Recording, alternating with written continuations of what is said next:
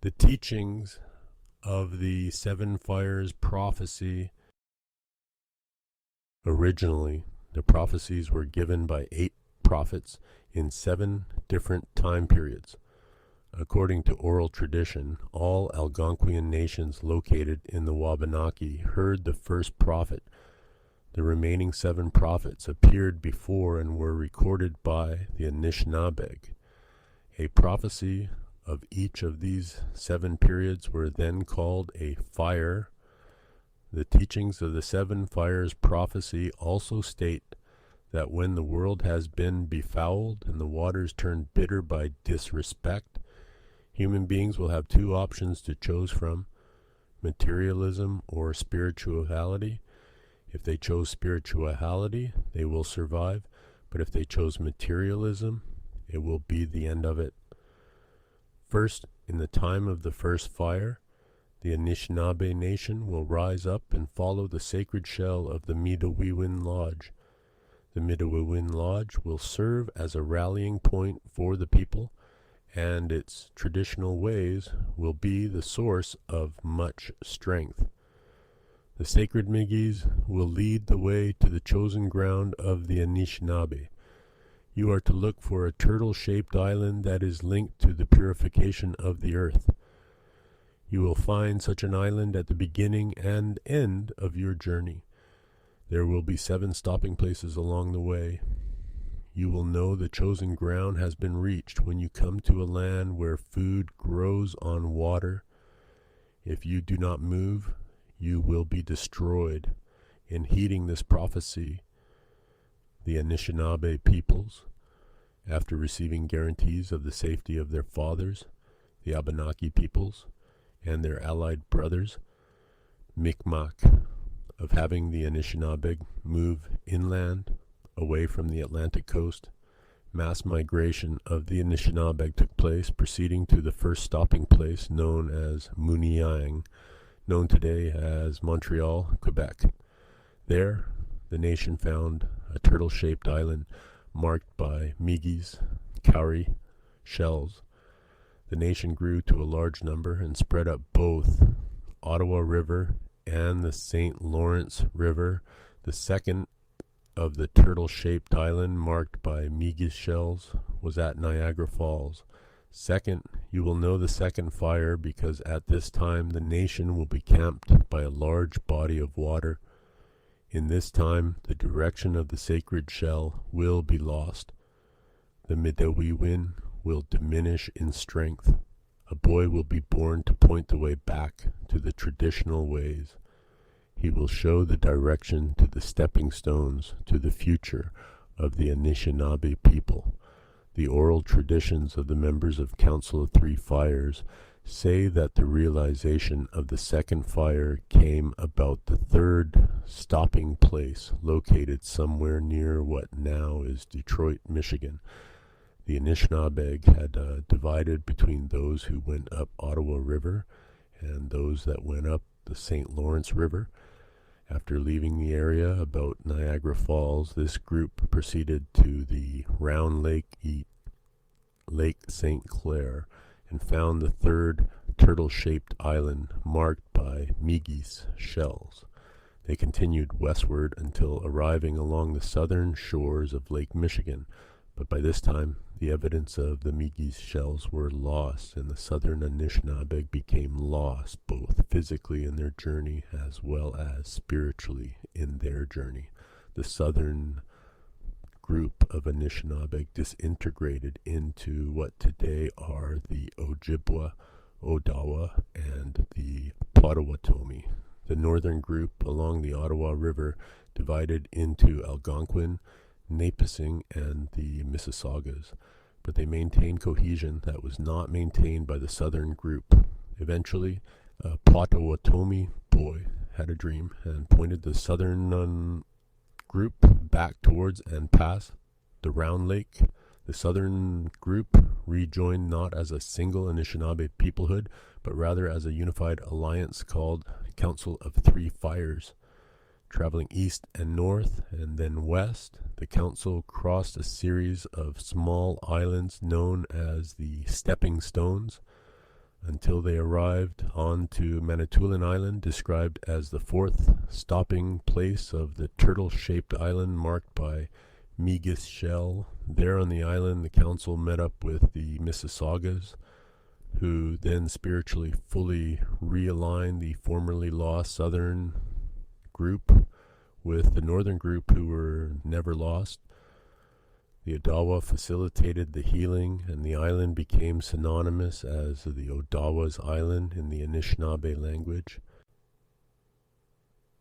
Third, in the third fire, the Anishinaabeg will find the path to their chosen ground, a land in the west to which they must move their families.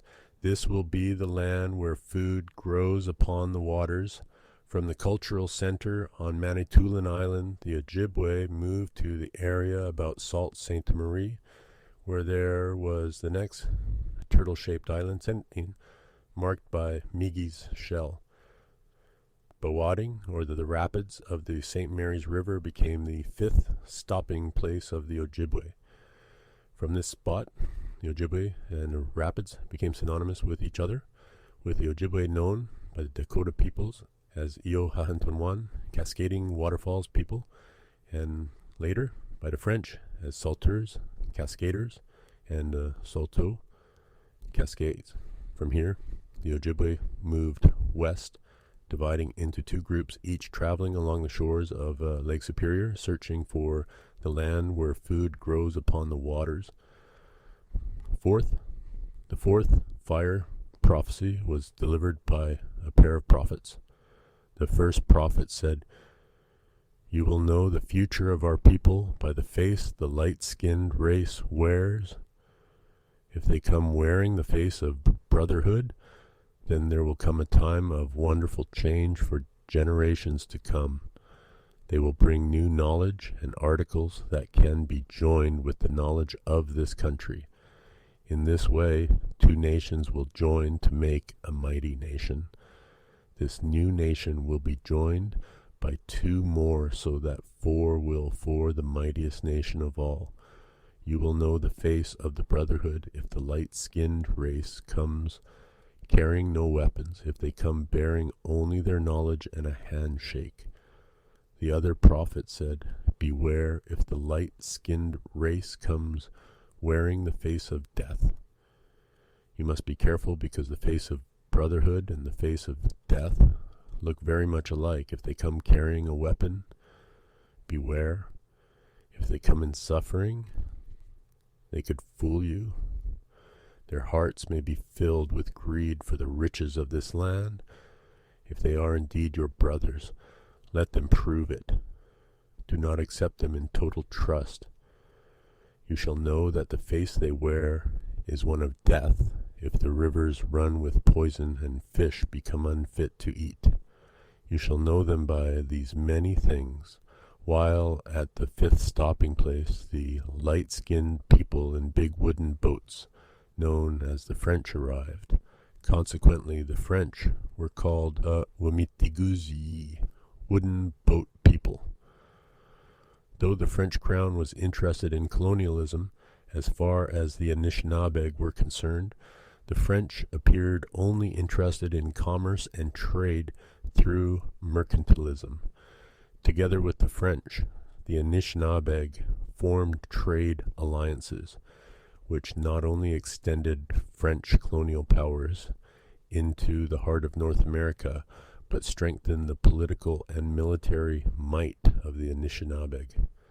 After the French came the Jaganaash, offshore ones of Great Britain. But out of the Jaganaash came the Gichimukoma and Big Knives, the Virginians, that is Americans. Fifth, in the time of the fifth fire, there will come a time of great struggle that will grip the lives of all native people. At the wearing of this fire, there will come among the people one who holds a promise of great joy and salvation. If the people accept this promise of a new way and abandon the old teachings, then the struggle of the fifth fire will be with the people for many generations. The promise that comes will prove to be a false promise. All those who accept this promise will cause the near destruction of the people. Sixth, in the time of the sixth fire, it will be evident that the promise of the first fire came in a false way. Those deceived by this promise will take their children away from the teachings of the elders. Grandsons and granddaughters will turn against the elders. In this way, the elders will lose their reason for living. They will lose their purpose in life. At this time, a new sickness will come among the people. The balance of many people will be disturbed. The cup of life will almost become the cup of grief. Seventh, the seventh prophet that came to the people long ago was said to be different from the other prophets. This prophet was described as young and had a strange light in his eyes, and said, in the time of the seventh fire, new people will emerge. They will retrace their steps to find what was left by the trail. Their steps will take them to the elders, who they will ask to guide them on their journey. But many of the elders will have fallen asleep. They will awaken to this new time with nothing to offer. Some of the elders will be silent because no one will ask anything of them. The new people will have to be careful in how they approach the elders. The task of the new people will not be easy. If the new people will remain strong in their quest, the water drum of the Midewiwin Lodge will again sound its voice. There will be a rebirth of the Anishinaabeg nation and a rekindling of old flames. The sacred fire will again be lit. It is this time that the light-skinned race will be given a choice between two roads.